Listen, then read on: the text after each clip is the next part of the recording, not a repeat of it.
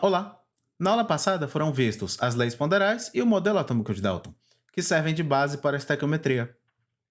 Porém, hoje sabemos que nem todas as propriedades propostas naquele modelo são corretas.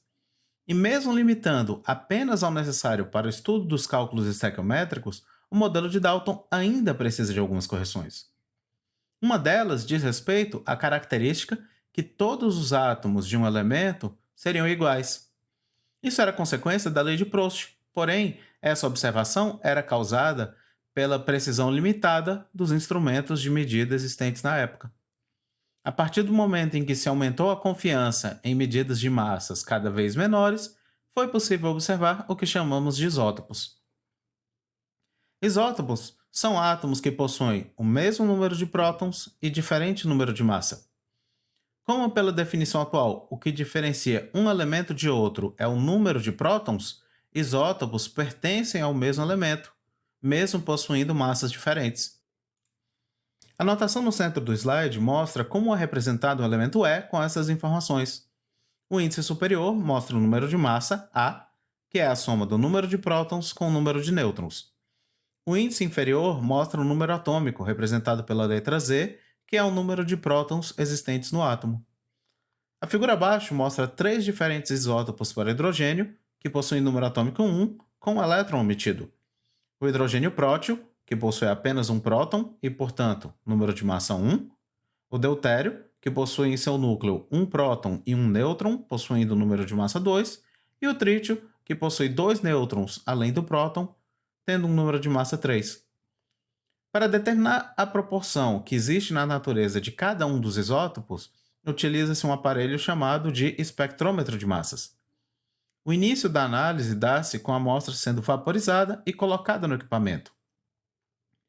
Ela é ionizada e um dos meios mais comuns de fazer isso é provocando choque com um feixe de elétrons em alta energia.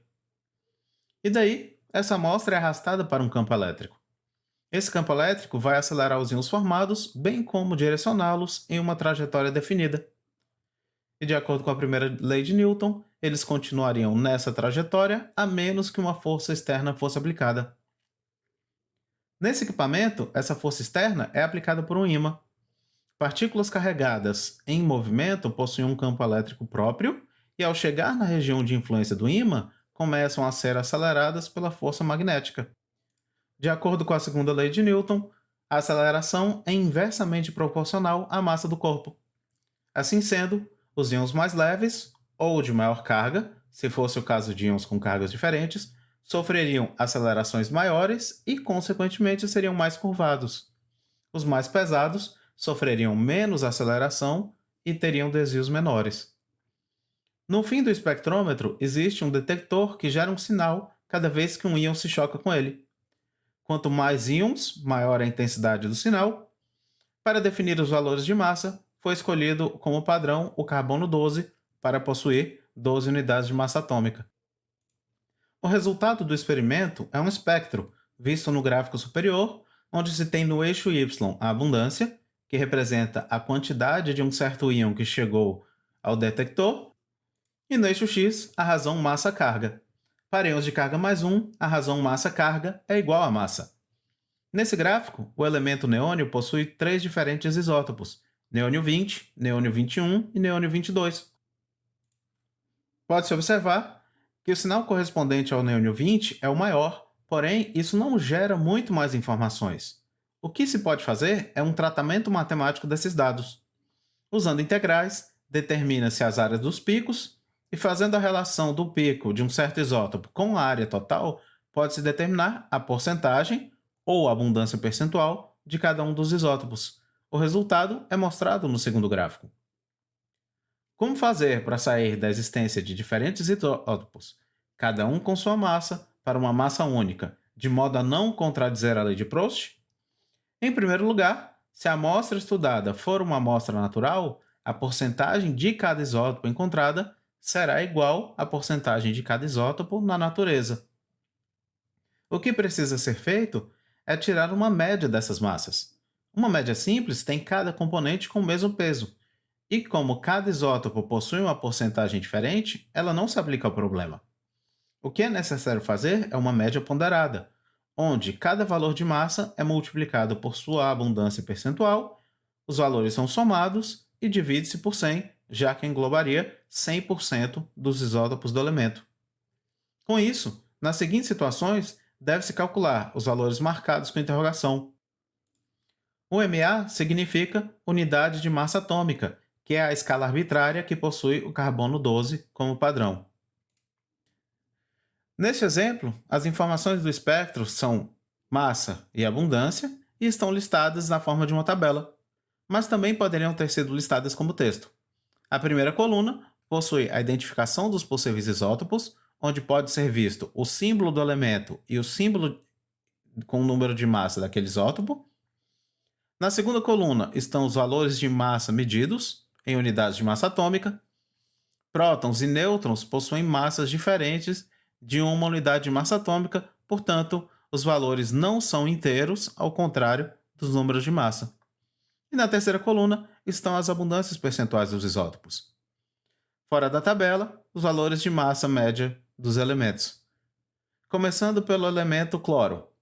O que se pode ver é que a tabela fornece os valores de todas as massas e todas as abundâncias. O que resta a ser feito é apenas o cálculo da média ponderada. Na primeira linha, vê-se a expressão da média, com cada massa sendo multiplicada pela abundância percentual daquele isótopo e a soma sendo dividida por 100%. Na segunda linha, os valores da tabela foram substituídos na equação. Ao se fazer as multiplicações, chega-se aos seguintes valores. Esses resultados estão sendo expressos da mesma forma que na aula de algarismos significativos. Os algarismos certos em azul, o incerto em preto e os não significativos em vermelho. No caso das massas dos isótopos, os números possuem 5 algarismos significativos e as abundâncias apenas 4. Como a operação feita foi uma multiplicação, o resultado deverá ter a menor quantidade de algarismos significativos entre os iniciais, no caso, 4. Conforme dito na aula de algarismos significativos, os cálculos serão continuados, monitorando o que acontece com o número de algarismos significativos, deixando qualquer arredondamento para o final dos cálculos.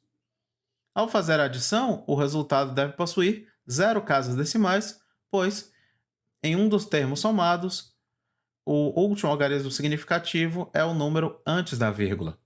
E o número 100, como vem de 100%, é um número exato, possuindo quantos algarismos significativos forem necessários. Terminando o cálculo, chegamos a 35,454463, que é arredondado para 35,45 unidades de massa atômica, expressando a quantidade correta de algarismos significativos que poderia ser determinada a partir dos dados iniciais.